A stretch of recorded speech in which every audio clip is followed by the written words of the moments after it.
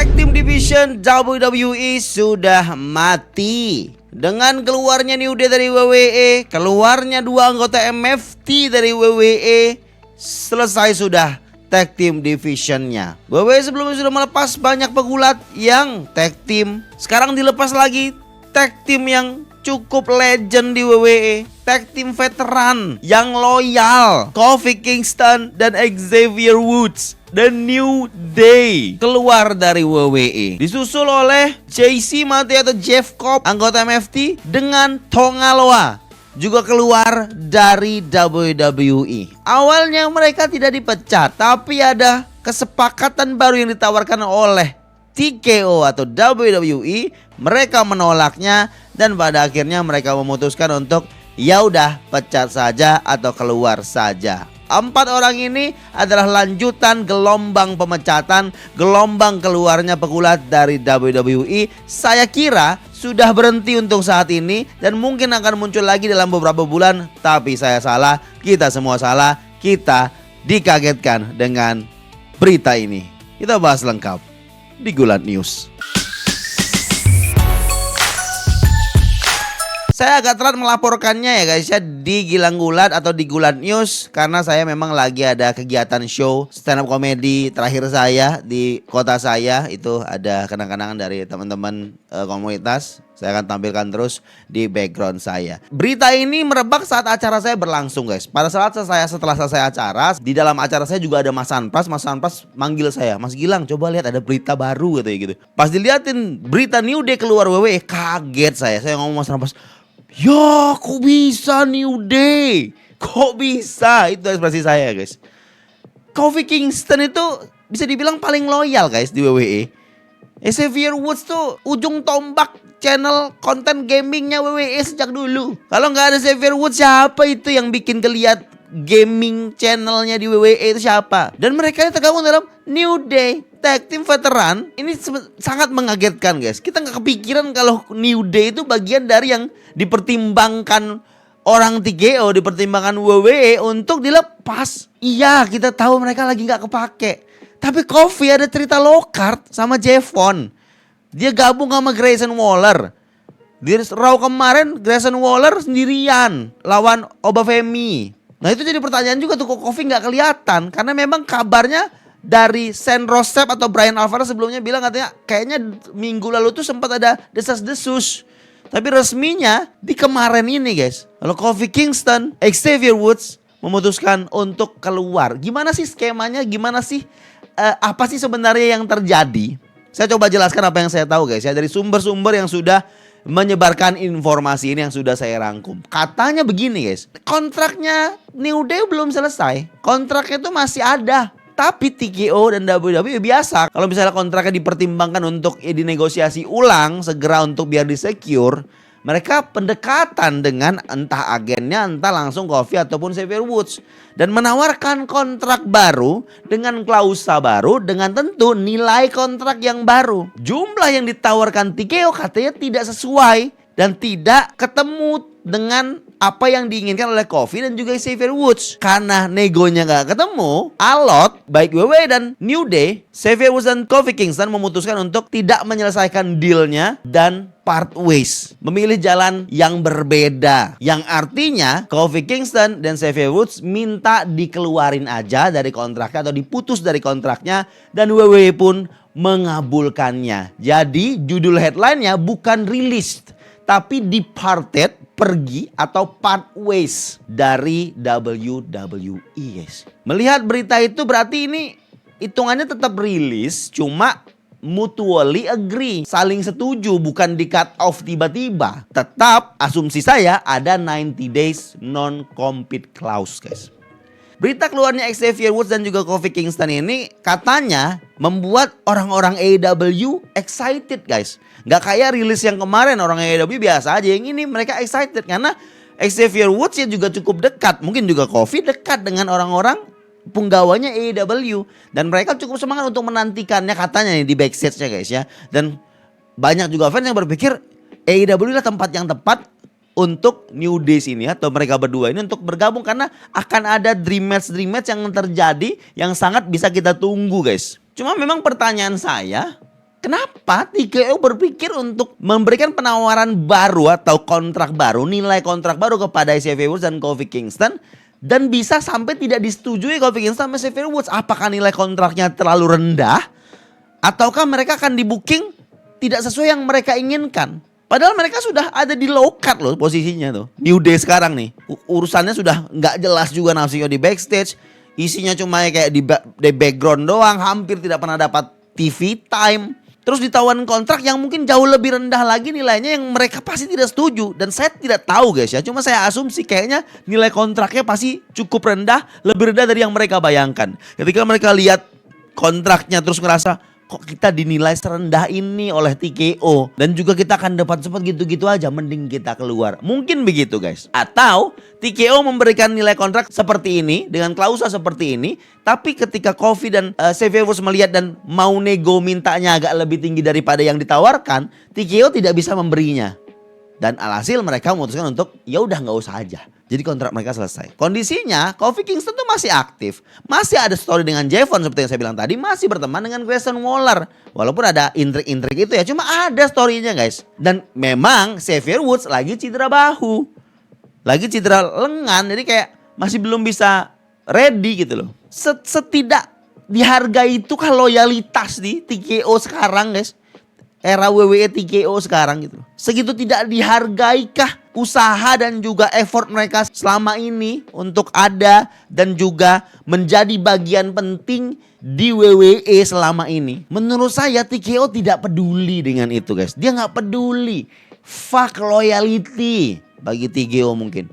Mereka tidak peduli dengan seberapa besar perannya Xavier Woods bikin channel gaming yang terafiliasi dengan WWE. Tidak penting. Selama itu tidak mendatangkan revenue bagi TKO, tidak memberikan revenue besar untuk penjualan merchandise dan lain sebagainya, tidak penting. Kalau mau nilai kontrak ini, ayo. Nggak mau, ya udah. Mungkin begitu guys. Saya kaget dan cukup kesal dengan keputusan ini. Cuma kalau kita cari tahu memang ini nih low card. Kalau kita bandingin dengan cerita Kyrie jauh lebih penting ceritanya gitu loh.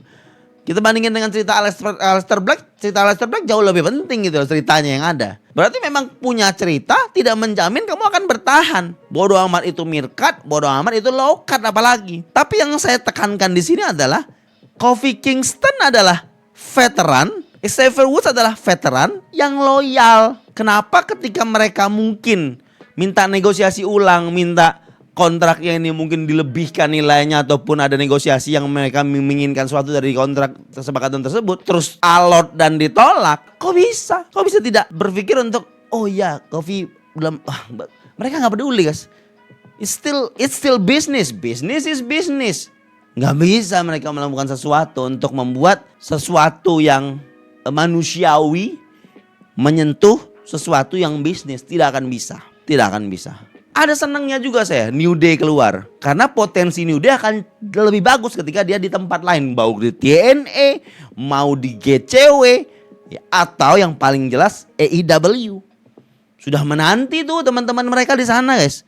Kenny Omega sama Xavier Woods kan dekat. Tinggal tunggu 3 bulan lagi aja. Atau bahkan gak ada 90 day ini conflict clause-nya. I don't know. Gak ada informasinya. Tapi yang jelas banyak yang udah excited untuk menunggu New Day ada di AEW. Terus pertanyaannya Big E gimana? Big E tuh nggak kontrak wrestling lagi, nggak kontrak wrestle dengan WWE. Nggak kayak Xavier Woods sama Kofi Kingston. Kontraknya Big E sudah jadi tim panel, present acara aja gitu. Jadi dia tetap ada di sana, tapi ya kontraknya berbeda, urusannya berbeda. Dia pun nggak bisa kayak berpikir, oh temanku dipecat, aku mau ikut temen. Nggak gitu juga ya. Dia merasa peduli lah gitu dengan apa yang terjadi pada teman-temannya ini gitu. Yang jelas New Day sudah selesai guys. There's no more New Day. Sama seperti yang saya bilang sebelumnya, there's no more Wyatt Six. And right now, also, there's no more MFT bro. Setelah berita Kofi dan Xavier Woods merebak, nyebar, berita lanjutannya adalah Tonga Loa dan JC Mateo ada di alumni section. Di bagian alumni di website WWE. Menimbulkan pertanyaan besar. Loh kok tiba-tiba nih orang ada di alumni? Bukannya minggu lalu masih ada diajar Jacob Patu. Kok bisa tiba-tiba di alumni minggu ini? Habis Smackdown, kok bisa? Padahal di Smackdown Solo bilang MFT-nya baru diajar Jake Fatu nggak bisa datang ke sini, tinggal sisa si Tala Tonga ini. Tapi mereka di alumni kok bisa diajar Jake Fatu terus langsung di alumni, gimana ceritanya Mas? Dan dikonfirmasi memang guys, Jesse Mateo dan Tonga Loa, God kita, God bots kita dikeluarkan WWE. Kalimat lu bloodline, lu aman, nggak valid bro.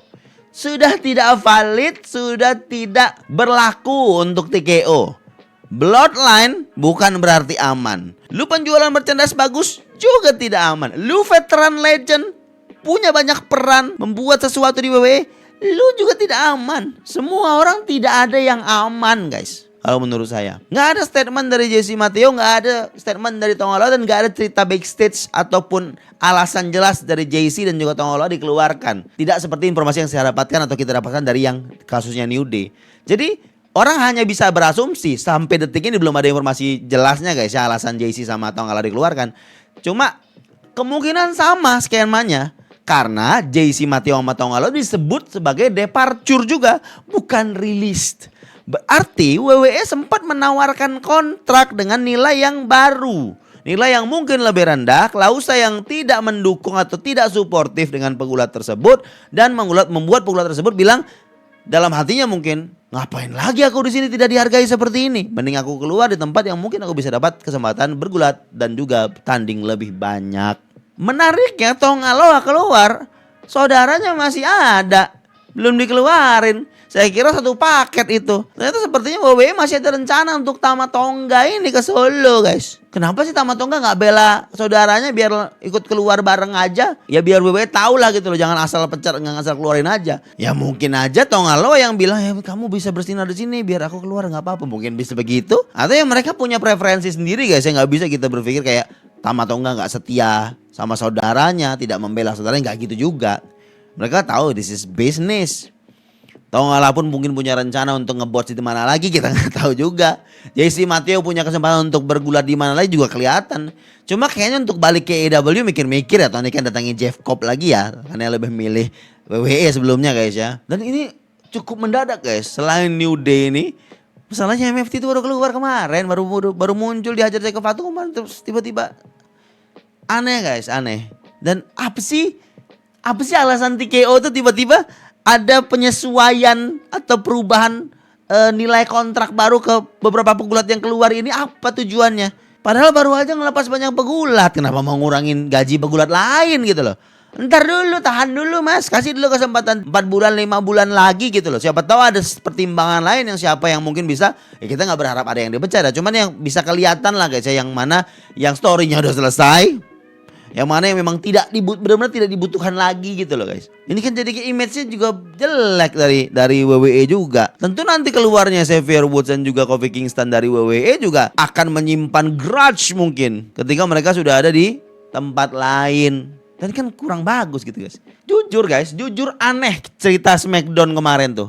Perasaan saya setelah saya tahu informasi ini. Jadi saya pikir lagi, oh iya juga ya. Kok kayak banyak sesuatu yang kayak ganjel, banyak sesuatu yang kayak berubah, banyak sesuatu kayak yang bookingannya tuh ganti-ganti gitu loh guys, kesannya. Gara-gara itu story tidak selesai, ngilang gitu aja. Story low card jelas, rilis kemarin itu juga story low card ngilang gitu aja. Gila sih guys.